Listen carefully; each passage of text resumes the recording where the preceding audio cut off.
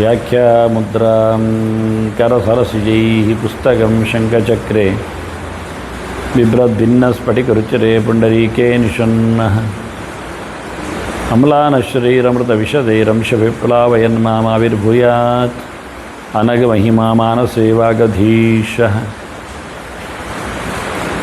ನಮಸ್ತೆ ಪ್ರಾಣೇಶ ಪ್ರಣತ ವಿಭವಾಯಾಮ ನಿಮಗಾಹ ನಮಸ್ವಾಮಿನ್ ರಾಮಪ್ರಿಯತಮಾನಮನ್ ಗುರುಗುಣ. ನಮಸ್ತುಭ್ಯಂ ಭೀಮ ಪ್ರಬಲತಮ ಕೃಷ್ಣೇಷ್ಟ ಭಗವನ್ ನಮಃ ಶ್ರೀಮನ್ಮಧ್ವ ಪ್ರದಿಶ ಸುದೃಶನ್ನೋ ಜಯ ಜಯ ಶ್ರೀ ಗುರುಭ್ಯೋ ನಮಃ.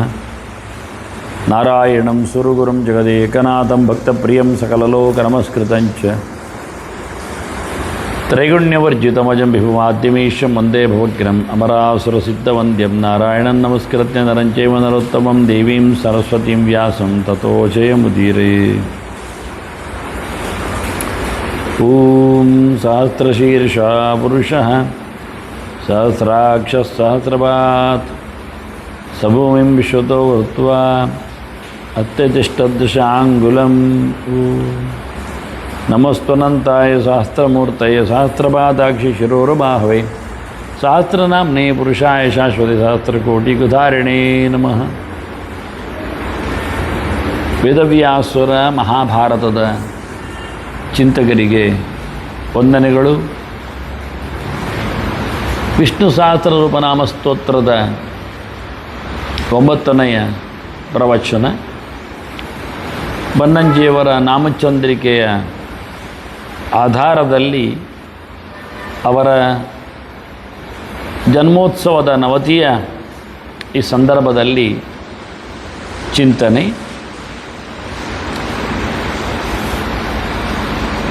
ವಿಶ್ವಂ ವಿಷ್ಣುರ್ವಷಟ್ಕಾರೋ ಭೂತಭವ್ಯ ಭವತ್ಪ್ರಭು ಭೂತಕೃತ್ ಭೂತಭೃತ್ ಭಾವಃ ಭೂತಾತ್ಮ ಭೂತಭಾವನಃ. ಅದರಲ್ಲಿ 6ನೆಯ ನಾಮ ಭೂತಭೃತ್. ಭೂತಾನಿ ಏಷಃ ಬಿಭರ್ತಿ. ಒಂದು ಅರ್ಥ ಹೇಳ್ತಾರೆ, ಏಷಃ ಅಂದರೆ ಭಗವಂತನು, ಭೂತಾನಿ ಬಿಭರ್ತಿ ಭೂತಗಳನ್ನು ಹೊತ್ತಿದ್ದಾನೆ, ಅವರ ಭರಣೆಯನ್ನು ಮಾಡುತ್ತಾನೆ, ಅವರು ವಿಶೇಷವಾದ ಧಾರಕನಾಗಿದ್ದಾನೆ ಅನ್ನುವ ಅರ್ಥದಲ್ಲಿ. ಭೂತಾನಿ ಎನ್ನುವುದಕ್ಕೆ ನೀವು ಜೀವಜಾತಗಳನ್ನು ಅರ್ಥ ಮಾಡಿ, ಇಡೀ ಜಗತ್ತನ್ನೇ ಅರ್ಥದಲ್ಲಿ ತನ್ನಿ, ಪಂಚಭೂತಗಳು ಅಂತ ಹೇಳಿ ತಿಳಿಸಿ, ಜೊತೆಯಲ್ಲಿ ಭೂತಕ್ಕೆ ಸಂಬಂಧಪಟ್ಟಂಥ ಅಭಿಮಾನಿ ದೇವತೆಗಳನ್ನು ಅರ್ಥ ಮಾಡಿ. ನೆಲದ ಒಡತಿ ಭೂದೇವಿಯನ್ನು, ನೆಲದೊಡೆಯನಾಗಿ ಶನಿಯನ್ನು, ನೀರಿನ ಒಡೆಯನಾಗಿ ವರುಣನನ್ನು, ಅಬ್ದೇವತೆಗಳನ್ನು, ಹಾಗೆ ಬೆಂಕಿಯ ಒಡೆಯನನ್ನಾಗಿ ಅಗ್ನಿಯನ್ನು, ಅಗ್ನಿಪುತ್ರರನ್ನು, ಅದರಂತೆ ಗಾಳಿಗೆ ಒಡೆಯನಾಗಿ ಪ್ರಾಣನನ್ನು, ಅವಾಂತರ ಪ್ರಾಣರನ್ನು, ಪ್ರಾಣಪುತ್ರರನ್ನು, ಆಕಾಶಕ್ಕೆ ಅಭಿಮಾನಿಯಾಗಿ ಮತ್ತು ವಿಘ್ನನನ್ನು, ಭಾಳ ದೊಡ್ಡ ಮಟ್ಟಿನಲ್ಲಿರತಕ್ಕಂಥ ವ್ಯಕ್ತಿಗಳನ್ನು ಇಟ್ಟುಕೊಳ್ಳಿ. ಇವರೆಲ್ಲರನ್ನು ಸಹ ಸಾಕುವವನು, ಸಲಹುವವನು, ಹೊತ್ತುಕೊಳ್ಳುವವನು ಎನ್ನುವ ನೆಲೆಯಲ್ಲಿ ಭೂತಾನಿ ಏಷಃ ಬಿಭರ್ತಿ. ಇನ್ನೊಂದು ಅರ್ಥ ಭೂತಾನಿ ಚ ಏನಂ ಬಿಭ್ರತಿ ಇತಿ. ಭೂತಗಳು ಇವನನ್ನು ಹೊತ್ತುಕೊಂಡಿವೆ ಹೇಳಲಿಕ್ಕೆ ಏನು ತೊಂದರೆ ಇಲ್ಲ. ಹೊತ್ತಿವೆ ಭೂತಗಳು ಅಂದಾಗ ಎರಡು ಅರ್ಥದಲ್ಲಿ ಪರಿಚಾರಕರು ಎನ್ನುವ ಅರ್ಥ ಮಾಡಬಹುದಲ್ಲ. ಏಕೋ ವಿಷ್ಣುರ್ ಮಹದ್ಭೂತಂ ಪೃಥಕ್ ಭೂತಾನಿ ಅನೇಕಶಃ. ಪೃಥಕ್ ಭೂತಗಳೆಲ್ಲವೂ ದೇವರ ಸೇವೆ ಮಾಡ್ತಾ ಇದ್ದಾರೆ, ದೇವರ ಪಾಲಕ್ಕೆ ಹೊರಿತಾರೆ. ಹಾಗಾಗಿ ಹೊತ್ತುಕೊಳ್ಳುವುದು ಎನ್ನುವುದು ಚಿತ್ರದ ನೆಲೆಯಲ್ಲಿ ಆಗಿಕೊಂಡರೂ ಸತ್ಯವೇ. ಭಗವಂತನನ್ನು ಹೊತ್ತುಕೊಳ್ಳುವ ಕ್ರಮ ಬೇರೆ, ಭಗವಂತ ಹೊತ್ತುಕೊಳ್ಳುವ ಕ್ರಮ ಬೇರೆ.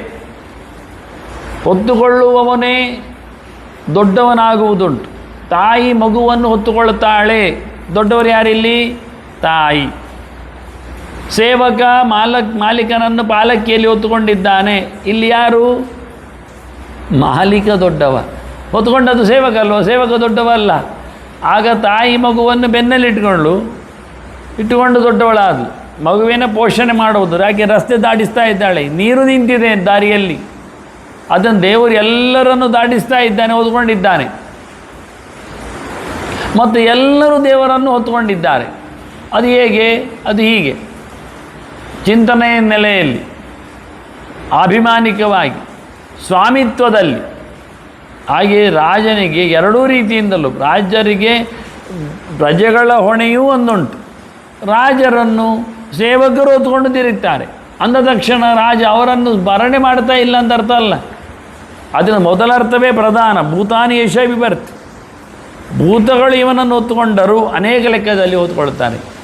ಚಿಂತನೆಯಲ್ಲಿ, ಮಾತು ಭಗವಂತನನ್ನು ಅರ್ಥೈಸಿಕೊಳ್ಳುವಲ್ಲಿ ಹೇಳಿಕೊಂಡಾಗೆ ಜಡವಾದದ್ದನ್ನು ಅಲ್ಲದೇ ಇದ್ದರೂ ಚೇತನವಾದ ಪರವಾದ ಚಿಂತನೆ ಮಾಡಿದರೂ ವರ್ಣಾದಿಗಳು ಭಗವಂತನನ್ನು ಹೊತ್ತುಕೊಂಡಿದ್ದಾರೆ ಎಂದು ಸತ್ಯ ಪ್ರತೀಕರಾಗಿ.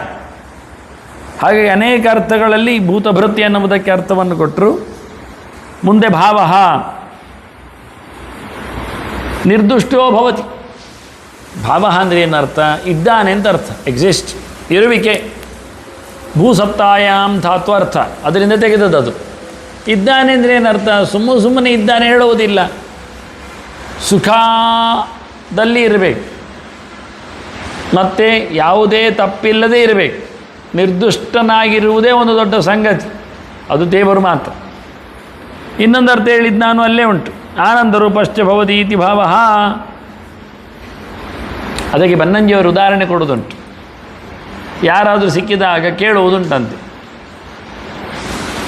ದೇಶಾವರಿ ಒಬ್ಬೊಬ್ಬರು ಮಾತಾಡಿಕೊಳ್ಳುವಾಗ ಎಲ್ಲಿದ್ದೀರಿ ಕೇಳುವುದು, ಹೇಗಿದ್ದೀರಿ ಕೇಳುವುದು.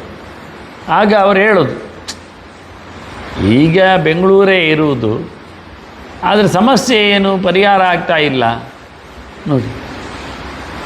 ಇರುವುದು ಅಂದರೆ ಏನರ್ಥ? ಆನಂದವಾಗಿರುವುದಕ್ಕೆ ಇರುವುದೊಂದು ಅರ್ಥ. ಇಲ್ಲಾದರೆ ಪ್ರತಿಯೊಬ್ಬರಾಗಿ ಇದ್ದೇವೆ ಎಂತ ಮಾಡುವುದು ಹೇಳ್ತಾರೆ. ಹಾಗಾಗಿ ಇರುವುದು ಅಂದ್ರೇ ಖುಷಿಯಲ್ಲಿರುವುದಕ್ಕೆ ಇರುವುದೇ ಹೆಸರು. ನಾ ಖುಷಿಯಲ್ಲಿರುವುದಕ್ಕೆ, ದುಃಖವಾಗಿರುವುದಕ್ಕೆ ಇಲ್ಲವೇ ಇಲ್ಲ. ಅದರಿಂದ ಬಹಳ ಚಂದವಾಗಿ ಭಗವಂತನ ಬಗ್ಗೆ ಹೇಳುವಾಗ ಭಗವಂತ ಪರಿಪೂರ್ಣವಾಗಿ ಆನಂದದಲ್ಲಿ ಇದ್ದಾನೆ. ಭವತೀತಿ ಭಾವ ಎನ್ನುವ ಅರ್ಥವೇ ಭೂಸತ್ತಾಯಂ ಧಾತುವಿನಲ್ಲೇ ನೋಡುವಂಥದ್ದು. ಎರಡು ಅರ್ಥ ಆಯಿತು. ಸದ್ಭಾವವಾಚಿನ ಶಬ್ದ ಸರ್ವೇತೆ ಸುಖವಾಚಿನ ಇತಿ ಹಿ ಸ್ಮರಂತಿ.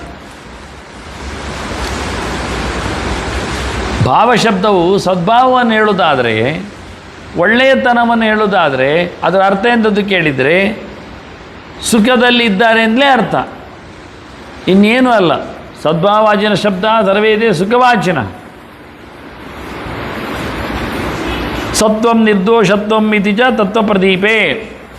ಇನ್ನು ಸತ್ವ ಅಂದರೆ ಇರುವುದು ಅಂದಾಗ ಏನು ತಪ್ಪಿಲ್ಲದೆ ನಿರ್ದುಷ್ಟನಾಗಿರುವುದು ಎನ್ನುವ ಅರ್ಥ ಎಲ್ಲಿಂದ ತಂದ್ರಿ ಅಂದರೆ ಅದು ತತ್ವಪ್ರದೀಪದಲ್ಲೇ ಹೇಳಿದ್ದಾರೆ. ಭಾಷ್ಯ ವ್ಯಾಖ್ಯಾನದಲ್ಲೇ ತ್ರಿವಿಕ್ರಮಂಡಿತರೇ ಹೇಳಿಬಿಟ್ಟಿದ್ದಾರೆ ಅಂತೇಳಿ ಅದನ್ನು ತೋರಿಸಿಕೊಡ್ತಾರೆ. ಮತ್ತು ಒಂದು ಅರ್ಥ ಮಾಡುವುದಾದರೆ ಬಕಾರಸ್ಯ ಅಷ್ಟಾವಿಂಶತಿ ಹಿ ಅರ್ಥಾ ಭಾಷ್ಯಕಾರೇಣ ಉಕ್ತಾ, ಭಾಷ್ಯಕಾರೋಕ್ತಾ. ಮಧ್ವಾಚಾರ್ಯರು 28 ಅರ್ಥವನ್ನು ಬಕಾರಕ್ಕೆ ಹೇಳಿದ್ದಾರೆ.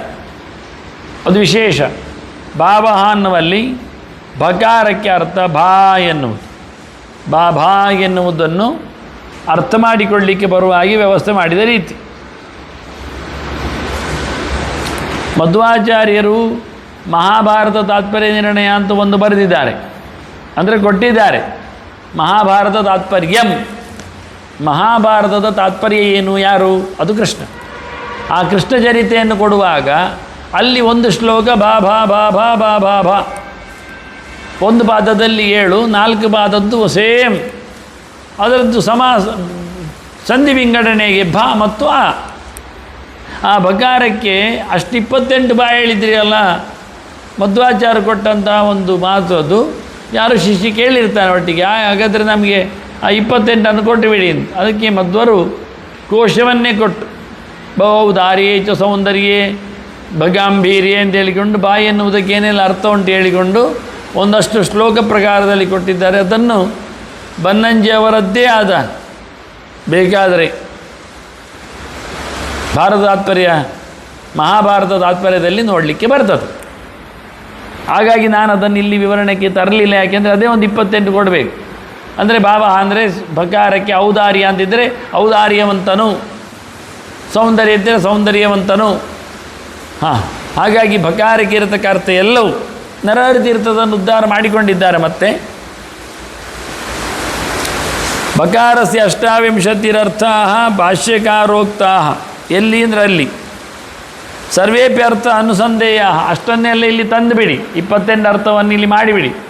ಭಾವತೀತಿ ಭಾವ ಅಂತ ಹೇಳಿಕೊಂಡು ಭೂಧಾತುವಿಗೆ ಕೊಟ್ಟಿರತಕ್ಕ ಒಂದು ಅರ್ಥವನ್ನು ಇಟ್ಟುಕೊಂಡು ಸೌಂದರ್ಯ ಎಂದು ಭವಸೌಂದರ್ಯ ಅಂತ ಅರ್ಥ ಮಾಡಿದರೆ, ಭೂ ಅಲ್ಲ ಭವಸೌಂದರ್ಯ ಅಂತ ಅರ್ಥ ಮಾಡಿದರೆ ಅತ್ಯಂತ ಸುಂದರನಾಗಿದ್ದಾನೆ ಎಂದು ಅರ್ಥ. ಅಧಿಕಂ ಅಸ್ಮತ್ಕೃತಾಯಾಂ ನಾಮಮಾಲಾಯಾಂ ದ್ರಷ್ಟವ್ಯ, ಅದಕ್ಕೆ ಅವರು ನಾಮಮಾಲ ಅಂತಲೇ ಮಾಡಿದ್ದಾರೆ. ಅದೊಂದು ರೀತಿಯಲ್ಲಿ ಅಲ್ಲಿ ಬಗಾರಕ್ಕೆ ಅರ್ಥವನ್ನು ಕೊಟ್ಟುಕೊಂಡು ಭಗವಂತನ ವಿಶೇಷ ಚಿಂತನೆ ಎನ್ನುವುದನ್ನು ನೀಡಿದ್ದಾರೆ. ಇನ್ನೂ ಅರ್ಥ ಮಾಡೋದಾದರೆ ಅವಶಬ್ದಕ್ಕೆ ಆಯ್ತಲ್ಲ, ಅವಶಬ್ದಕ್ಕೆ ಅವತಿ ಅನೇಕಾರ್ಥ, ಅವಧಾತುವಿಗೆ ತುಂಬ ಅರ್ಥ ಇದೆ. ರಕ್ಷಣೆ, ಪ್ರವೇಶೆ, ಗತೌ, ಅವಗತೌ, ವ್ಯಾಪ್ತೌ, ವಧೆ, ವಿಭಾಗೇ ಚ ಮುಖ್ಯತಃ ಪಡಂತಿ. ಮುಖ್ಯವಾಗಿ ಅವರಕ್ಷಣೆ, ಅವರಕ್ಷೇ ಗತೌ, ಕಾಂತೌ ತತ್ತೌ, ಅವಗಮೇಶ್ವತೌ ಅಂತ ಶ್ಲೋಕ ಅಲ್ಲಿರು. ನಾರದನ್ನು ಬನ್ನಂಜಿಯವರ 60ರಲ್ಲಿ 60 ಲೇಖನಗಳನ್ನು ಸಂಗ್ರಹ ಮಾಡಿಕೊಡುವ ಪುಸ್ತಕದಲ್ಲಿ ಅವರ ಕೈಯಲ್ಲಿ ಬರೆದಿರತಕ್ಕಂಥ ಮ್ಯಾನುಸ್ಕ್ರಿಪ್ಟು ಅಂದರೆ ಕೈಬರಹ, ಅದನ್ನು ಎತ್ತಿ ತಂದು ಓಂಕಾರಕ್ಕೆ 40 ಅರ್ಥ ಹೀಗಾಗ್ತದೆ, ಅಂ ಆಮ್ ಎನ್ನುವುದು ಎಲ್ಲಿಂದ ಬರ್ತದೆ, ಪಾರ್ವತಿಯ ತಪಸ್ಸಿನ ಕಥೆ ಹೇಗಿರ್ತದೆ ಅನ್ನೋ ನೆಲೆಯಲ್ಲಿ ಭಾಳ ಚಂದವಾಗಿ ಅವರು ಪಟ್ಟಿ ಮಾಡಿಕೊಟ್ಟಿದ್ದಾರೆ. ಅದನ್ನು ನಾನು 60ರಲ್ಲಿ ಕೊಟ್ಟಿದ್ದೇನೆ. ನೋಡಿಕೊಳ್ಳುವವರಿಗೆ ಓಂ ಪ್ರಣವಕ್ಕೆ 40 ಅರ್ಥ ಬನ್ನಂಜಿಯವರು ಕೈಯಲ್ಲಿ ಬರೆದದ್ದು ಅದರಲ್ಲಿ ಪ್ರಿಂಟ್ ಆಗಿದೆ ಬಿಡಿ. ಅವರ ಕೈಯಿದ್ದೇ ಬರ ಮ್ಯಾನುಸ್ಕ್ರಿಪ್ಟ್ ಹಾಗೆ ಉಳ್ಕೊಂಡಿದೆ. ಅದರಲ್ಲಿ ಇವರು ಹೇಳ್ತಾರೆ ಅವಧಾತುವಿಗೆ ಪ್ರಧಾನ ಅರ್ಥಗಳೊಂದು, ಇದು ವಿಶೇಷ ಇಲ್ಲ. ಪ್ರಧಾನ ಅರ್ಥಗಳು ಅವರಕ್ಷಣೆ ಅಂತ. ಭಾವ ಅಂದರೆ ಏನಾಯಿತು, ಬಾ ಎನ್ನುವುದಕ್ಕೆ ಸ್ವತಂತ್ರ ಅಂತ ಅರ್ಥ ಇಟ್ಕೊಂಡ್ರೆ ಸ್ವತಂತ್ರವಾಗಿ ರಕ್ಷಣೆ ಮಾಡುವವ, ಆನಂತರ ಸ್ವತಂತ್ರವಾಗಿ ಪ್ರವೇಶ ಮಾಡುವವ, ಅದು ಒಂದು ಅರ್ಥ. ಸ್ವತಂತ್ರವಾಗಿ ಎಲ್ಲ ಕಡೆ ತುಂಬಿದವ ಮತ್ತು ಸ್ವತಂತ್ರವಾಗಿ ಎಲ್ಲವನ್ನು ಅರಿತವನು. ಅಷ್ಟೇ ಅಲ್ಲದೆ ಭಗವಂತನು ಪೂರ್ಣ ಸರ್ವವ್ಯಾಪ್ತನೂ ಆಗಿದ್ದಾನೆ. ಮತ್ತೆ ಪುನಃ ವಧೆ ಅರ್ಥ ಉಂಟು, ಎಲ್ಲವನ್ನು ಸಂಹಾರ ಮಾಡ್ತಾನೆ ಮತ್ತು ಎಲ್ಲವನ್ನು ಪ್ರತ್ಯೇಕಗೊಳಿಸ್ತಾನೆ. ಎಲ್ಲ ಅರ್ಥಗಳು ಅವಕಾರಕ್ಕೆ ಅಂದರೆ ಅವಧಾತುವಿಗೆ ಇದೆ. ಧಾತುವನ್ನು ಅವಪ್ರವೇಶೆ, ಅವಗತವು, ಅವವ್ಯಾಪ್ತವು, ಅವರಕ್ಷಣೆ ಹೀಗೆ ಓದಿಕೊಂಡು ಬರಬೇಕು ಕ್ರಮ. ಹಾಗೆ ಈ ರೀತಿಯಾಗಿ ಅವತಿಷ್ಠ ಅನೇಕಾರ್ಥ ಅಂತೇಳಿ ಮುಖ್ಯವಾದದ್ದನ್ನು ಉಲ್ಲೇಖ ಮಾಡಿದ್ದಾರೆ. ಅದನ್ನು ಅಲ್ಲಿ 60ರಲ್ಲಿ ಗಮನಿಸಬಹುದು. ಅರ್ಥಗಳು ಎರಡೆರಡು ಆಗಿರ್ತದೆ. ಕೆಲವೆಲ್ಲ ತಾನು ಸುಖ ಸ್ವರೂಪನು, ಇನ್ನೊಬ್ಬರಿಗೆ ಸುಖವನ್ನು ಉಣಿಸುವವನು ಎನ್ನುವ ಅರ್ಥಗಳೆಲ್ಲ ಅಲ್ಲಿ ಬರ್ತದೆ. ಇನ್ನೊಂದು ಭಗವಂತನ ನಾಮ ಭೂತಾತ್ಮ ಅಂತ, ಅವನ ರೂಪ ಅದು. ಭೂತಃ ಭೂತಿಮಾನ್ ಆತ್ಮ ಸ್ವರೂಪಂ ಅಸ್ಯ. ಇಲ್ಲಿ ಏನು ಹೇಳುವ, ಭೂತ ಆತ್ಮ. ಆತ್ಮ ಅಂದರೆ ಸ್ವರೂಪ. ಹೇಗೆ ಉಂಟವನದ್ದು, ಭೂತವಾಗಿ ಉಂಟು. ಭೂತವಾಗಿರುವ ಸ್ವರೂಪವುಳ್ಳವನು. ಭೂತ ಶಬ್ದಕ್ಕೆ ಏನು ಅರ್ಥ ಮಾಡುವ, ಭೂತಃ ಅಂದರೆ ಭೂತಿಮಾನ್, ಐಶ್ವರ್ಯವುಳ್ಳವನು ಅಂತ ಅರ್ಥ. ಭೂತಃ ಅಂದರೆ ಭೂತಿಯುತ ಅಂತ ಅರ್ಥ, ಭೂತಿ ಇದೆ ಅಂತ ಅರ್ಥ. ಭೂತಿ ಅಂದರೆ ಐಶ್ವರ್ಯ. ಹಾಗಾಗಿ ಐಶ್ವರ್ಯವುಳ್ಳವನು ಅಂತ ಅರ್ಥ ಮಾಡಿದಾಗ ಅಂತಹ ಆತ್ಮ ಅಂದರೆ ಸ್ವರೂಪ, ಐಶ್ವರ್ಯ ರೂಪದ ಸ್ವರೂಪವುಳ್ಳವನು ಅನ್ನುವ ಅರ್ಥದಲ್ಲಿ ಭಗವಂತನನ್ನು ಭೂತಾತ್ಮ ಅಂತ. ಹಾಗೆ ಭಗವಂತನ ಬಗ್ಗೆ ಭೂತಶ್ಚಾಯಂ ಆತ್ಮ ಇನ್ನೊಂದು ಅರ್ಥ ಮಾಡುವಾಗ ಹಿಂದೆ ಮಾಡಿದ ಹಾಗೆ ವಷಡ್ಕಾರ ಇದ್ದಾಗೆ ಕತ್ತರಿಸಿ ನಾಮವನ್ನು ಚಿಂತನೆ ಮಾಡಿದರೆ ಭೂತ ಮತ್ತು ಆತ್ಮ, ಅವನು ಭೂತನೂ ಹೌದು ಆತ್ಮನೂ ಹೌದು. ಹಿಂದೆ ಭೂತ ಶಬ್ದ ಬಂದಿದೆ ಒಂದು ಸತ್ತು, ಅದಕ್ಕೆ ಇಲ್ಲಿ ಪ್ರತ್ಯೇಕವಾಗಿಟ್ಟುಕೊಂಡು ಅದು 2 ನಾಮಗಳ ಕುಲಕವಾಗಿ ಬಂದಿದೆ ಹೇಳಿಕೊಂಡು ಭೂತಶ್ಚಾಯಂ ಆತ್ಮಾಚ. ಇನ್ನೊಂದು ಅರ್ಥ, 3ನೇ ಅರ್ಥ ಪ್ರಕಾರ ಮೂರ್ತಿಮಂತಹ ಚ ಅನೇನ ಸರ್ವಂ ಆತ್ಮಾನಃ ಎಲ್ಲವನ್ನು ಸಹ ಭಗವಂತ ಮೂರ್ತಿಯಾಗಿ ಕೊಟ್ಟಿದ್ದಾನೆ ಅನ್ನುವಂಥದ್ದು. ಅದೆಲ್ಲವೂ ಭಗವಂತನ ವಿಶೇಷವಾಗಿರತಕ್ಕಂಥ ಪ್ರತೀಕಗಳೇ ಆಗಿವೆ. ಯಾರೆಲ್ಲ ಭೂತಿಮಂತ ಅನೇನ ಸರ್ವ ಆತ್ಮಾನಃ ಸರ್ವೇ ಆತ್ಮಾನಃ ಅನೇನ ಭೂತಿವಂತಃ ಅಂತ ಅರ್ಥ. ಅಲ್ಲಿಗೆ ಅನ್ವಯ. ಎಲ್ಲ ಜೀವರು ಇವನಿಂದಾಗಿ, ಆತ್ಮಶಬ್ದಕ್ಕೆ ಇಲ್ಲಿ ಜೀವ ಅಂತ ಅರ್ಥ, ಇಲ್ಲಿ ಹಿಂದೆ ಸ್ವರೂಪ ಅಂತ ಅರ್ಥ ಇತ್ತು. ಎಲ್ಲ ಜೀವರು, ಜೀವಜಾತಗಳೆಲ್ಲವೂ ಭಗವಂತನಿಂದಾಗಿ ವಿಶೇಷವಾಗಿ ಅವರವರ ಯೋಗ್ಯತೆಯಂತಹ ಸಾಮರ್ಥ್ಯ, ಐಶ್ವರ್ಯ ಇತ್ಯಾದಿಗಳು ಉಳ್ಳವರು. ಭೂತಿವಂತಹ ಅನೇನ ಸರ್ವೇ ಆತ್ಮಾನಃ. ಅನೇನ ಅಂದರೆ ಪರಮಾತ್ಮನಿಂದ ಅಂತ ಅರ್ಥ. ಪರಮಾತ್ಮನಿಂದ ಎಲ್ಲ ಆತ್ಮರು ಸಹ ಸಂಪತ್ತನ್ನು ಪಡೆಯುವಂತೆ ಆಯಿತು. ಇದು ಭೂತಾತ್ಮದ ಅರ್ಥ. ಇಲ್ಲಿ ಪ್ರತಿಯೊಬ್ಬನೂ ಸೇರಿದ್ದಾನೆ ಜೀವ. ಭೂತೇಶು ಆತತಶ್ಚಾಯಂ. ಇನ್ನು ಭೂತ ಆತ್ಮ ಎರಡು ಪದ. ಭೂತಗಳು ಅಂದರೆ ಪಂಚಭೂತಗಳೊಂದೇ ಅರ್ಥ ಮಾಡಿ, ಅಥವಾ ಜೀವರೊಂದಲೇ ಅರ್ಥ ಮಾಡಿ. ಅದರಲ್ಲಿ ಆತತ ವ್ಯಾಪ್ತನಾದವನು, ತುಂಬಿದವನು. ಆತ್ಮಕ್ಕೆ ಶಬ್ದಕ್ಕೆ ಆತತ ಅಂತ ಅರ್ಥ, ವ್ಯಾಪ್ತ ಅಂತ ಅರ್ಥ. ಅದು ಮಹಾಭಾರತದಲ್ಲಿ ಕೊಟ್ಟಿರ್ತದೆ ಅರ್ಥವನ್ನು. ಎಲ್ಲ ಅರ್ಥವನ್ನು ಅಲ್ಲಿ ಮಹಾಭಾರತ ಹೇಳುವಾಗ ಹೆಚ್ಚಾದತ್ತೆ ಹೆಚ್ಚಾಪ್ನೋತಿ ಯದಾದತ್ತೆ ಹೆಚ್ಚಾತಿ ವಿಷಯಾನಿಹ ಹೆಚ್ಚಾಸ ಸಂತತೋ ಭಾವ ತಸ್ಮಾದ್ ಆತ್ಮೇತಿ ಮಣ್ಯತೆ ಅಂತೇಳಿ, ಯಾರು ಎಲ್ಲೆಡೆ ತುಂಬಿದ್ದಾನೋ ಆತತನೋ ಅವನೇ ನಮಗೆ ಆತ, ಎಲ್ಲೆಡೆ ತುಂಬಿದವನು ಅನ್ನುವ ಅರ್ಥದಲ್ಲಿ ಇಲ್ಲಿ ಸಹ ಭೂತೇಶು ಆತತಶ್ಚಾಯಂ. ಭೂತಗಳೇ ಎಲ್ಲ ಕಡೆ ಹಬ್ಬಿವೆ, ಅವನ್ನು ಇವ ಮುಯಿ ಹಬ್ಬಿದ್ದಾನೆ ಅಂದರೆ ಎಷ್ಟು ದೊಡ್ಡ ವಿಷಯ ಅಂತ ನೋಡಿ. ಇನ್ನೊಂದು ಅರ್ಥ ಭೂತಾನಿ ಅತ್ತಿಚಾಯಂ. ಆತ್ಮಶಬ್ದಕ್ಕೆ ಹೆಚ್ಚಾಪ್ನೋತಿ ಯದಾದತೆ ಹೆಚ್ಚಾತ್ತಿ ವಿಷಯಾನಿಹ. ಅತ್ತೀತ್ಯಾತ್ಮ ಅಂತ ಅರ್ಥ ಮಾಡಿದರೆ, ತುಂಬುವವನು, ತಿನ್ನುವವನು, ನುಂಗುವವನು ಅಂತ ಅರ್ಥ ಮಾಡಿದರೆ, ಇವನು ಭೂತಾನಿ ವಿಶೇಷವಾಗಿ ಭಗವಂತನನ್ನು ಚಿಂತನೆ ಮಾಡುವಾಗ ಭೂತಾನಿ ಅತ್ತಿಚಾಯಂ, ಎಲ್ಲ ಭೂತಗಳನ್ನಿವ ಸಂಹಾರ ಕಾಲದಲ್ಲಿ ನುಂಗಿ ಹಾಕ್ತಾನೆ. ಸೃಷ್ಟಿ ವಿಸ್ತಾರಾಯ ಭೂತಾನಿ ಆದತ್ತೆ ಚ ಅಯಂ. ಇನ್ನೊಂದು ಯಚ್ಚಾಪ್ನೋತಿ ಯದಾದತ್ತೆ ಎನ್ನುವುದಕ್ಕೆ ಆತ್ಮಶಬ್ದಕ್ಕೆ ಆದತ್ತೆ ಇತ್ಯಾತ್ಮ ಉಂಟಲ್ಲ, ಹೌದು. ಸೃಷ್ಟಿಕಾಲದಲ್ಲಿ ಎಲ್ಲರನ್ನು ತಾನು ಉಪಯೋಗಿಸಿಕೊಳ್ತಾನೆ, ತರಿಸಿಕೊಳ್ತಾನೆ, ಸೃಷ್ಟಿಗಾಗಿ ಅವರನ್ನು ತೊಡಗಿಸಿ ಬಿಡ್ತಾನೆ. ಆದ್ದರಿಂದ ಸೃಷ್ಟಿ ವಿಸ್ತಾರಾಯ ಭೂತಾನಿ ಆದತ್ತೆ. ಪಂಚಭೂತಗಳನ್ನು ಸೃಷ್ಟಿಗೋಸ್ಕರ ಪ್ರಕೃತಿ ವಿಭಾಗದಲ್ಲಿ ಕೂತಿದೆ, ಒಂದಕ್ಕೊಂದು ಮೇಳನ ಆಗಲಿಲ್ಲ. ಇವ ಒಂದಕ್ಕೊಂದು ಮೇಳನ ಮಾಡಿ ಸೃಷ್ಟಿಯನ್ನು ಆರಂಭಗೊಳಿಸ್ತಾನೆ. ಮೂಲ ಪ್ರಕೃತಿಯಲ್ಲಿನ ಚೇಷ್ಟೆಯನ್ನು ಆರಂಭ ಮಾಡ್ತಾನೆ ಎನ್ನುವ ಅರ್ಥದಲ್ಲಿ. ಭೂತಾನಾಂ ಆತ್ಮ ಅಂತರ್ಯಾಮಿ ಚಾಯಂ. ಇನ್ನೊಂದು ಅರ್ಥ, ಎಲ್ಲ ಜೀವಜಾತಗಳಿಗೆ ಇವನ ಆತ್ಮ ಇದ್ದಾನೆ. ಆತ್ಮ ಅಂದರೆ ಸ್ವರೂಪ ಅಲ್ಲ ಅವರದ್ದು, ಇವನು ಬಿಂಬನಿದ್ದಾನೆ, ಅವರಿಗೆಲ್ಲ ಬಿಂಬನಾಗ್ತಾನೆ, ಎಲ್ಲರೂ ಇವನ ಪ್ರತಿಬಿಂಬರಾಗ್ತಾನೆ ಆ ಲೆಕ್ಕದಲ್ಲಿ. ಅದನ್ನು ಅರ್ಥ ಮಾಡಲಿಕ್ಕೋಸ್ಕರ ಅಂತರ್ಯಾಮಿಯಾಗಿ ಭೂತಾನಾಂ ಆತ್ಮ ಅಂತರ್ಯಾಮಿ, ಎಲ್ಲ ಭೂತಗಳ ಅಂತರ್ಯಾಮಿಯಾಗಿ ಇವನು ನಿಲ್ತಾನೆ. ಆ ಲೆಕ್ಕದಲ್ಲಿ ಭೂತಾತ್ಮ ಅಂತ ಹೇಳಿತ್ತು. ಇನ್ನೂ ಒಂದು ಅರ್ಥ ಹೇಳ್ತಾರೆ, ಸರ್ವೇಷಾಂ ಆಶ್ರಯತ್ವಾತ್ ಭೂಮತ್ವಾಚ್ಚ ಭೂಶ್ಚಾಯಂ ತತತ್ವಾತ್ ತಶ್ಚಾಯಂ ಆತ್ಮ ಸ್ವಾಮೀಚಾಯಂ ಇತಿ ಭೂತಾತ್ಮ. ಇಲ್ಲಿ ಮೂರು ಪದಗಳನ್ನು ವಿಂಗಡಿಸಿದ್ದಾರೆ. ಭೂ ತ ಆತ್ಮ. ತ ಅಂದರೆ ತತ ವ್ಯಾಪ್ತ ಅಂತ ಅರ್ಥ. ಬ್ರಹ್ಮ ತತಮಮ ಪಶ್ಯತೆ ಹೇಳಿದಾಗೆ ಸಮಾನೇ ಲೋಪ ಅಂತ ಹೇಳ್ಬೋದು. ಅದರಿಂದ ಮೊದಲನೇದ್ದು ಸರ್ವೇಷಾಂ ಆಶ್ರಯತ್ವಾತ್. ಭೂ ಎನ್ನುವುದು ಭೂಮಿಯ ಕೆಲಸ. ಭೂಮಿಯ ಕೆಲಸ ಏನು ಮಾಡ್ತದೆ? ಆಶ್ರಯವಾಗಿರ್ತದೆ. ಅದರಿಂದ ಎಲ್ಲರಿಗೂ ಆಶ್ರಯನಾದ್ರಿಂದ ಭೂ ಒಂದು ಲೆಟರ್. ಇನ್ನೊಂದು ಭೂ ಶಬ್ದಕ್ಕೆ ಭೂಮತ್ವಾಚ್ಚ, ಭೂಮನಾದ್ರಿಂದ, ಭಯಂಕರನಾದ್ರಿಂದ, ಎಲ್ಲ ಕಡೆ ತುಂಬಿದ್ದರಿಂದ ಭೌಮವಾದ ವ್ಯಕ್ತಿತ್ವ ಹೇಳುತ್ತಿರೋದು ಭೂಮ ಶಬ್ದ. ಭಗವಂತನು ಎಲ್ಲೆಡೆ ಹರಡಿದ್ದಾನೆ. ಅವನು ಅಷ್ಟೇ ಅಲ್ಲ, ವಿಶೇಷವಾಗಿ ಈ ನೆಲಕ್ಕೆ ಆಧಾರನಾಗಿ ನಿಂತಿದ್ದಾನೆ. ಭೂಶ್ಚಾಯಂ. ಆನಂತರ ತದತ್ವಾತ್, ಎಲ್ಲ ಕಡೆ ತುಂಬಿದ್ದರಿಂದ ಅವನು ಮತ್ತು ಕೊನೆಯದ್ದು ಆತ್ಮ ಸ್ವಾಮಿ ಜಾಯಂ. ಅದು ಎಂಥ ಸ್ವಾಮಿ? ಅವನು ಒಳಗೆ ನಿಂತು ನಮ್ಮನ್ನು ನಿಯಮಿಸತಕ್ಕಂಥ ಭಗವಂತನಾಗ್ತಾನೆ ಸ್ವಯಂ ಆತ್ಮ. ಆತ್ಮರಲ್ಲಿಯೂ ಆತ್ಮನಾಗಿ ನಿಂತವನು ಎನ್ನುವ ನೆಲೆಯಲ್ಲಿ ಭಗವಂತನನ್ನು ಚಿಂತನೆ ಮಾಡಲಿಕ್ಕೆ ಉಂಟು.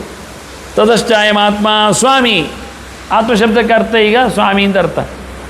ಆತ್ಮೇತು ಗಚ್ಚಂತಿ ಗ್ರಾಹ್ಯಂತಿ ಚ ಅಂತ ಸೂತ್ರದಲ್ಲಿ ಭಗವಂತನನ್ನು ಸ್ವಾಮಿಯನ್ನಾಗಿ ಗಮನಿಸಬೇಕು, ಗುರುತಿಸಬೇಕು ಅಂತ ಹೇಳ್ತಾರೆ. ಅದೇ ರೀತಿಯಾಗಿ ಸ್ವಾಮಿತ್ವೇನ ಆತ್ಮ ಅಂದರೆ ಸ್ವಾಮಿ, ಅಂತರ್ಯಾಮಿಯಾದ ಸ್ವಾಮಿ ಅಂತ. ಇದು ಒಂದು ಭೂತಾತ್ಮ ಶಬ್ದಕ್ಕೆ ಅರ್ಥ. ಈ ಅರ್ಥದಲ್ಲಿ ಭೂ ಶಬ್ದಕ್ಕೆ ಭಗವಂತ ಅಂತ ಅರ್ಥ ಹೇಳುವ ವ್ಯವಸ್ಥೆ, ಭೂಮಿಗೆ ಆಶ್ರಯನಾದ್ರಿಂದ ಅಂತ ಹೇಳ್ತೇವೆ. ಹೇಳಿದ್ದಕ್ಕೆ ಒಂದು ಕೋಶ, ಏಕಾಕ್ಷರ ಕೋಶ ಉಪನಿಷತ್ತಿದ್ದು ಆಚಾರ್ಯರದ್ದು. ಅಕಯ ಪ್ರವಿ ಸಂಭೂಮ ಸಕಾಹ ವಿಷ್ಣುವಾಚಕಾಹ ಅಂತೇಳಿ ಅಕಯ ಪ್ರವಿ ಸಂಭೂಮ ಭೂ ಶಬ್ದ ಬಂತು. ಭೂಮ ಅಂತ ಅರ್ಥದಲ್ಲಿ ಕೊಟ್ಟಿದ್ದಾರೆ, ಭೂ ಶಬ್ದ ಬಂತು. ಭೂಮ ಅಂತಲೂ ಅರ್ಥ ಇದೆ, ಭೂಮ ಅಂತ ಅರ್ಥ ಇದೆ, ಮಾ ಅಂತಲೂ ಅರ್ಥ ಇದೆ ಭಗವಂತನಿಗೆ. ಅಕಯ ಪ್ರವಿ ಸಂಭೂಮ, ಮಾನು ದೇವರೇ, ಭೂನು ದೇವರೇ. ಈ ರೀತಿಯಾಗಿ ಭಗವಂತನನ್ನು ಏಕಾಕ್ಷರ ಕೋಶದಿಂದ ಚಿಂತನೆ ಮಾಡಲಿಕ್ಕೆ ಬರ್ತದೆ ಅಂತ ತೋರಿಸಿಕೊಟ್ಟು. ಇದು ಭೂತಾತ್ಮ ಎನ್ನುವಂಥದ್ದು. ಇನ್ನು ಕೊನೆಯದ್ದು ಪ್ರಥಮ ಶ್ಲೋಕದಲ್ಲಿ ಕೊನೆಯದ್ದು 9 ರೂಪಗಳ ಚಿಂತನೆ ಪ್ರಥಮ ಶ್ಲೋಕದಲ್ಲಿ ಬಂದಿದೆ. ಭೂತಭಾವನಃ ಭೂತಾನಿ ಭಾವಯತೀತಿ ಭೂತಭಾವನಃ, ವಿಗ್ರಹ ತೋರಿಸಿಕೊಟ್ರು. ಭೂತಗಳನ್ನು ಭಾವನೆಗೊಳಿಸುತ್ತಾನೆ. ಅದೇಂತ ಅರ್ಥ ಭಾವಯತಿ ಅಂದರೆ?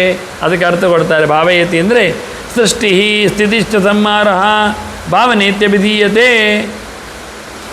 ಇದನ್ನು ಆಚಾರ್ಯ ಮಧ್ವರೇ ಕೊಟ್ಟದ್ದು. ವಾಸ್ತವವಾಗಿ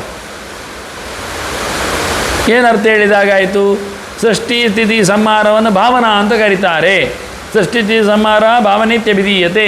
ಹಾಗಾದರೆ ಭೂತ ಭಾವನಾ ಅಂದರೆ ಭೂತಗಳಿಗೆ ಸೃಷ್ಟಿಯನ್ನು ಕೊಡುವವನು ಒಂದು ಅರ್ಥ, ಭೂತಾನಿ ಭಾವಯತಿ.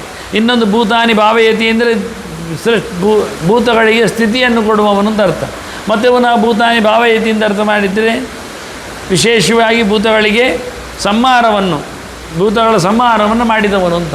ಹೀಗೆ 3 ಅರ್ಥದಲ್ಲಿ ಭೂತ ಭಾವನಃ ಭೂತಾನಿ ಭಾವಯತಿ ಅನ್ನುವ ಅರ್ಥದಲ್ಲಿ. ಇನ್ನು ಬೇರೆ ಮಾಡೋದಾದರೆ ಭೂತಾನಾಂ ಭಾವಂ ನಯತಿ ಚ, ಜೀವರ ಧರ್ಮಗಳನ್ನೆಲ್ಲ ಹೊತ್ಕೊಂಡು ಹೋಗ್ತಾನೆ. ಎಲ್ಲಿಗೆ ಅಂದರೆ ಎಲ್ಲಿ ಬೇಕಾದರೆ ಅಲ್ಲಿಗೆ ಅಂತ ಅರ್ಥ. ಹಾಗಾಗಿ ಜೀವರ ಸೇವೆಯನ್ನು ಕೈಗೊಂಬವನು ಎನ್ನುವ ಅರ್ಥದಲ್ಲಿಯೂ ಭೂತಭಾವನವನ್ನು ಚಿಂತನೆ ಮಾಡಲಿಕ್ಕೆ ಬರ್ತದೆ. ಭೂತಾನಾಂ ಭಾವನ್ನಯತಿ ಚ ಭೂತೈಹಿ ಮನಸ ಭಾವನೀಯಶ್ಚ. ಇನ್ನು ಭಾವನಃ ಎನ್ನುವಲ್ಲಿ ಭಾವನೀಯನು. ಏನು ಅಂತ ಭಾವನೀಯನು? ಯಾರಿಂದ? ಭೂತೈಹಿ, ಭೂತಗಳಿಂದ ಮನಸ. ಇಲ್ಲಿ ಮನಸ್ಸು ಬಂದದ್ರಿಂದ ಜಡಕ್ಕೆ ಯೋಚನೆ ಶಕ್ತಿ ಇಲ್ಲ, ಜೀವಕ್ಕೆ ಮಾತ್ರ.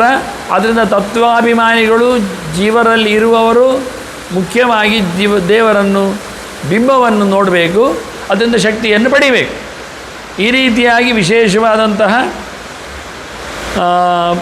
ಭೂತಾನಾಂ ಭಾವಂ ನಯತಿ, ಭೂತಗಳ ಅಭಿಪ್ರಾಯಗಳನ್ನು ವಿಶೇಷವಾದಂತಹ ಧರ್ಮಗಳನ್ನು ಅವನು ನಿಯಮನ ಮಾಡ್ತಾನೆ, ಪ್ರೇರಣೆ ಮಾಡ್ತಾನೆ, ಒಯ್ಯುತ್ತಾನೆ. ಭೂತಾನಾಂ ಭಾವಂ ನಯತೀಚ ಭೂತಭಾವನಃ. ಇನ್ನು ಭೂತೈಹಿ ಮನಸ ಭಾವನೀಯಶ್ಚ, ಇದು ಹೇಳುವ ಮುಂಚೆ ನಾನು ಅದನ್ನು ಹೇಳಲಿಲ್ಲಷ್ಟೇ. ಭೂತಾನಾಂ ಭಾವನ್ನಯತಿ ಅಂತ. ಭಾವ ಅಂದರೆ ಧರ್ಮ. ಈಗ ಪಂಚಭೂತಗಳು ಅಂತ ಅರ್ಥ ಮಾಡಿದರೆ, ಜೀವರು ಅಂತ ಅರ್ಥ ಮಾಡಿದರೆ ಆಯ್ತಲ್ಲ. ಪಂಚಭೂತಗಳು ಅಂತ ಅರ್ಥ ಮಾಡಿದರೆ ಪಂಚಭೂತಗಳ ಧರ್ಮ ಯಾವುದುಂಟು? ಶಬ್ದ ಸ್ಪರ್ಶ ರೂಪ ರಸ ಗಂಧಗಳು. ಅದನ್ನು ತಂದು ಕೊಟ್ಟವನು ಅಂತ. ಅದಕ್ಕೆ ಬೇಕಾಗಿರ್ತಕ್ಕಂಥ ಅಗ್ನಿಗೆ ತೇಜಸ್ಸನ್ನು, ಭೂಮಿಗೆ ಧಾರಕತ್ವವನ್ನು, ನೀರಿಗೆ ದ್ರವ ಪ್ರಾಪ್ಯತ್ವವನ್ನು ಅಥವಾ ನಿವೃತ್ತಿಯನ್ನು, ಅವುಗಳ ಧರ್ಮವನ್ನು ತಂದುಕೊಟ್ಟವನು. ಪ್ರಕಾಶ ಧರ್ಮವನ್ನು, ಹಾಗೆಯೇ ಗಾಳಿಗೆ ಗಮನ ಧರ್ಮವನ್ನು ಅಥವಾ ಇನ್ನೊಬ್ಬರನ್ನು ಸಂತೋಷಗೊಳಿಸುವ ಧರ್ಮ, ಇವನ್ನೆಲ್ಲ ಧರ್ಮಗಳು. ಅನೇಕ ಧರ್ಮಗಳನ್ನು ಭಾಗವತ ಹೇಳ್ತದೆ, ಭಾರತವೂ ಹೇಳ್ತದೆ. ಭೂತಗಳಲ್ಲಿ ಏನೆಲ್ಲ ಧರ್ಮಗಳಿವೆ ಅಂತೇಳಿ ಆ ಎಲ್ಲ ಧರ್ಮಗಳನ್ನು ಕೊಟ್ಟವನು ಇವನು. ಅವುಗಳಿಂದ ಭಾವನೀಯನೂ ಆಗಿದ್ದಾನೆ, ಪೂಜ್ಯನೂ ಆಗಿದ್ದಾನೆ. ಜೀವರಿಂದ, ಪಂಚಭೂತಗಳಿಂದ, ಪಂಚಭೂತಗಳ ಅಭಿಮಾನಿಗಳಿಂದ, ದೇವತೆಗಳಿಂದ. ಅದರಿಂದ ಮನಸ್ಸಾ ಬಂದತ್ತು.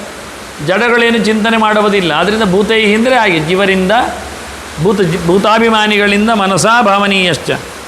ಮತ್ತೊಂದು ಶಬ್ದ ಹಿಂದೆ ಹೇಳಿದ ಹಾಗೆ ಡಬಲ್, ಭೂತಶ್ಚ ಭಾವನಶ್ಚ ಭೂತಾತ್ಮ ಅಂತ. ಇವನು ಭೂತಶ್ಚ ಅಸು ಭಾವನಶ್ಚ, ಇವನು ಭೂತನೂ ಭಾವನನು. ಎರಡು ಅರ್ಥವನ್ನು ಮಾಡಲಿ, ಎರಡು ಶಬ್ದದ ಒಟ್ಟು ಮಾಡಿದ್ದು ಅರ್ಥ ಆಗ್ತದೆ. ಇನ್ನು ಅಕ್ಷರಕ್ಷರ ಒಡೆಯುವುದಾದರೆ ಭೂಶ್ಚ ತಶ್ಚ ಬಶ್ಚ ಅವನಶ್ಚ. ಭೂ ಆಗಿದ್ದಾನೆ ಧಾರಕತ್ವಾತ್, ಆನಂತರ ತಶ್ಚ ತತತ್ವಾತ್ ವ್ಯಾಪ್ತನಾದದ್ದರಿಂದ, ಮತ್ತು ಪುನಃ ಬಶ್ಚ, ಅದು ಹಿಂದೆ ಹೇಳಿ ಆಯಿತು. ಬಕಾರಿಗೆ 28 ಅರ್ಥ ಉಂಟು ಅಂತ. ಅತ್ಯಂತ ಚೆಲುವನಿದ್ದಾನೆ. ಮತ್ತು ಕೊನೆಗೆ ಅವನಷ್ಟ, ನಮ್ಮನ್ನೆಲ್ಲ ಕಾಪಾಡಿಕೊಳ್ಳುವವನು, ನೋಡಿಕೊಳ್ಳುವವನು, ರಕ್ಷಣೆ ಮಾಡುವವನು ಅವತಿ ಶಬ್ದದ ಅರ್ಥ ಹಿಂದೆ ಬಂದಿದೆ. ಹಾಗೆ ಈ ಎಲ್ಲ ಅರ್ಥದನ್ನು ಚಿಂತನೆ ಮಾಡಲಿಕ್ಕೆ ಅಕ್ಷರವನ್ನು ಪದವನ್ನು ಒಡೆಯುವ ಹಾಗೆ ನೋಡಲಿಕ್ಕೆ ಬರ್ತದೆ. ಇನ್ನೂ ಒಂದು ಸರಿ ಮಾಡೋದಾದರೆ ಅಶ್ಚ ವನನೀಯತ್ವಾತ್ ವನಶ್ಚವ, ಅಲ್ಲಿ ಅವನ ಉಂಟಲ್ಲ, ಅವನವನ್ನು ಸ್ಪ್ಲಿಟ್ ಮಾಡ್ಬೋದು. ಅಹ ಇತಿ ಬ್ರಹ್ಮ ಅಂತ ಉಂಟು, ಭಗವಂತನನ್ನು ಆ ಅಂತ ಕರೀತಾರೆ. ಯಾಕೆಂದರೆ ಅವನು ಸರ್ವ ವಿಲಕ್ಷಣನಿದ್ದಾನೆ, ಅವನಲ್ಲಿ ಯಾವುದೇ ದೋಷಗಳು ಇಲ್ಲ, ಆದ್ದರಿಂದ ಅವನನ್ನು ಆ ಅಂತ ಹೇಳುವುದು. ಅಹ ಇತಿ ಬ್ರಹ್ಮ ಅಂತ. ಅಕಾರದಿಂದ ಎಲ್ಲವನ್ನು ಹೇಳಲಿಕ್ಕೆ ಆಗ್ತದೆ ಅಂತ ಕ್ರಮ, ಹಾಗಾಗಿ ಅಕಾರ ಹೇಳುವಂಥದ್ದು. ಎಲ್ಲದರ ಎಬ್ರಿವೇಷನ್ ಆ ಪ್ರಣವದ ಆರಂಭದ ಬೀಜ ಆ ಲೆಕ್ಕದಲ್ಲಿ. ಅಕಾರದಿಂದ ಅಕಾರ ಸರ್ವವಾಗಾತ್ಮ ಪರಬ್ರಹ್ಮಾಭಿದಾಯಕ ಅಂತ, ಅಕಾರೋ ಭಗವಂತನನ್ನು ಹೇಳುತ್ತದೆ ಅಂತ. ಹೀಗಾಗಿ ಅಹ ಆನಂತರ ವನನೀಯತ್ವ, ಮತ್ತು ವನ ಮಾತ್ರ ಇರುತ್ತೆ. ಎಲ್ಲರಿಂದಲೂ ವನನೀಯನಾದ್ದರಿಂದ ವನ ಸಂಭಕ್ತವು ಧಾತು, ಎಲ್ಲರೂ ಅವನನ್ನು ಪ್ರೀತಿಸುತ್ತಾರೆ ಅಂತ ಅರ್ಥ, ಅವನನ್ನು ಭಜಿಸುತ್ತಾರೆ ಅಂತ ಅರ್ಥ. ಎಲ್ಲರಿಂದಲೂ ಭಜಿಸಲ್ಪಡುವುದರಿಂದಲೂ ಅವನು ವಿಶೇಷವಾಗಿ ವಾ ಅನ್ನಿಸಿದ್ದಾನೆ. ಅವನಾತ್ ಅವಹ, ರಕ್ಷಣೆ ಮಾಡೋದರಿಂದ ಅವನು ಅವ ಆಗಿದ್ದಾನೆ. ನೇತೃತ್ವ ನಶ್ಚವ, ಇನ್ನು ಅಕ್ಷರ ಬಿಡಿಸುವುದಾದರೆ ನಕಾರ ಅಂದರೆ ನೇತೃತ್ವಾತ್. ವಕಾರ ದೀರ್ಘ ಇರುವುದರಿಂದಾಗಿ ಅವನು ರಕ್ಷಣೆ ದೀರ್ಘಕಾಲದವರೆಗೆ ಮಾಡ್ತಾನೆ ಅಂತ ಅರ್ಥ. ಬುದ್ಧರೂಪಶ್ಚ ಸರ್ವ ನಿಷೇಧಾತ್ ನ ಉಚ್ಯತ್. ಇನ್ನೊಂದು ಬುದ್ಧರೂಪನನ್ನು ನಾ ಅಂತ ಕರೀತಾರೆ. ನಾ ಅಂದರೆ ಏನರ್ಥ? ಇಲ್ಲ, ಅಲ್ಲ ಅಂತ ಅರ್ಥ. ನಿಷೇಧಾರ್ಥಕವಾದ ಶಬ್ದ ಭೂತ ಭಾವ ನ. ವಾಸ್ತವವಾಗಿ ಐ ನಕಾರ ಉಂಟಲ್ಲ, ಬುದ್ಧನನ್ನು ಹೇಳುವಂಥದ್ದು, ಅದು ಗಾಯತ್ರಿಯಲ್ಲಿ 9ನೇ ಶಬ್ದ ಉಪಾಂತ್ಯ ಶಬ್ದವಾಗಿ ಬಂದಿದೆ. ತತ್ ಸವಿತು ವರೆಣ್ಯಂ ಭರ್ಗಾದೇವಸ್ಯ ಧೀಮಹಿ ಧಿಯಃ ಯಃ ನಃ ಪ್ರಚೋದಯಾತ್. ಹಾಗಾಗಿ ಬುದ್ಧರೂಪದ ಚಿಂತನೆ ಎಷ್ಟು ಅವ್ಯಕ್ತವಾಗಿ ಮೋಹಕವಾಗಿ ಉಂಟು ಅಂತ ತೋರಿಸಲಿಕ್ಕೋಸ್ಕರ ಅಲ್ಲಿ ಉಲ್ಲೇಖ ಮಾಡಿದ್ದಾರೆ. ಕೊನೆಯ ಅಕ್ಷರದಲ್ಲಿ, ಕೊನೆಯ ಚಿಂತನಲ್ಲಿ ಬುದ್ಧ ಸ್ವರೂಪ ಸರ್ವ ನಿಷೇಧಾತ್ ನ ಉಚ್ಯತ್. ನಿಷೇಧಾರ್ಥಕವಾಗಿ ಹೇಳ್ತಾನೆ. ಭೂತಭಾವನ ಅನ್ನುವಲ್ಲಿ ಅಕ್ಷರವನ್ನು ಒಡೆದು ಪ್ರತ್ಯೇಕವಾದ ಚಿಂತನೆಯನ್ನು ಕೊಡಮಾಡಿದ್ದಾರೆ. ಅಲ್ಲಿಗೆ ಪ್ರಥಮ ಶ್ಲೋಕದ ಅನುಸಂಧಾನ ಮುಗಿದಿದೆ. ವಾಸ್ತವವಾಗಿ ಇನ್ನು ನನ್ನ ಏಕಾರ್ಥದ ಚಿಂತನೆಯಲ್ಲಿ 3ರ ಅರ್ಥವನ್ನು ನೋಡುವುದಾದರೆ, ಬಹಳ ಸಣ್ಣದಾಗಿ ಚಿಂತನೆಯನ್ನು ನಡೆಸಿಕೊಡುವುದಾದರೆ, ಭೂತ ಭೃತ್ ಎನ್ನುವುದಕ್ಕೆ ಎಲ್ಲರನ್ನು ಹೊತ್ತವನು ಅಂತ ಕೊಟ್ಟಿದ್ದೇನೆ. ಹಿ ಬ್ಯಾರ್ಸ್ ಎವ್ರಿಥಿಂಗ್ ಎನ್ನುವುದಾಗಿ ಇಂಗ್ಲೀಷಲ್ಲಿ ಅವರು ಅನುವಾದಿಸಿದ್ದಾರೆ. ಭಾವ ಶಬ್ದಕ್ಕೆ ಭೂತಭೃತ್ ಭಾವ ಎನ್ನುವ ದೋಷವಿಲ್ಲದವನು, ಅಂದರೆ ದೋಷ ಇಲ್ಲದೆ ಇರುವವನಾದ್ದರಿಂದ ಪ್ಯೂರ್ ಎಕ್ಸಿಸ್ಟೆನ್ಸ್ ಕೊಟ್ಟಿದ್ದಾರೆ. ಭೂತಾತ್ಮ ಅನ್ನುವುದಕ್ಕೆ ಆತ್ಮಗಳ ಅಂತರ್ಯಾಮಿ ಅಂತ ನೀಡಿದ್ದೇನೆ. ದ ಬೇಸಿಕ್ ಸುಪ್ರೀಂ ಪ್ರಿನ್ಸಿಪಲ್ ಅಂತ ಕೊಟ್ಟಿದ್ದಾರೆ. ಇನ್ನು ಭೂತಭಾವನಃ ಅನ್ನುವಂಥದ್ದು ದೇವರ ಸೃಷ್ಟಿಸ್ಥಿತಿ, ಅಂದರೆ ಜೀವರ ಸೃಷ್ಟಿಸ್ಥಿತಿ ಕಾರಕರು, ಸೃಷ್ಟಿಸ್ಥಿತಿ ಲಯ ಕಾರಕನು ಅನ್ನುವುದಾಗಿ ಭೂತಭಾವನ 3 ಇರುವುದರಿಂದ ಭಾವನಕ್ಕೆ ಸೃಷ್ಟಿಸ್ಥಿತಿ ಸಂಹಾರ ಭಾವನಂ ಸಮುದಾರತಂ ಹೇಳಿದ್ದರಿಂದ ಭೂತಗಳಿಗೆ ಸೃಷ್ಟಿಸ್ಥಿತಿ ಸಂಹಾರಗಳನ್ನು, ಭೂತಗಳು ಅಂದರೆ ಜೀವರು, the creator, protector and annihilator ಅಂತ ಹೇಳಿಕೊಂಡು 3 ಪ್ರಕಾರ. ವಾಸ್ತವವಾಗಿ ಇದನ್ನು ಗಾಡ್ ಹೇಳುವ ಕ್ರಮ. ಗಾಡಲ್ಲಿ ಜನ್ರೇಷನ್ ಬರ್ತದೆ, ಆನಂತರ ಆರ್ಗನೈಸೇಷನ್ ಬರ್ತದೆ, ಮತ್ತು ಡಿಸ್ಟ್ರಕ್ಷನ್ಸ್ ಬರ್ತದೆ. ಸೃಷ್ಟಿ ಸ್ಥಿತಿ ಸಂಹಾರಗಳು ಬರುವ ಹಾಗೆ ಚಿಂತನೆ ಭೂತಭಾವನಃ. ಶ್ರೀಕೃಷ್ಣಾರ್ಪಣಮಸ್ತು. ನಾರಾಯಣ ನಾರಾಯಣ ನಾರಾಯಣ.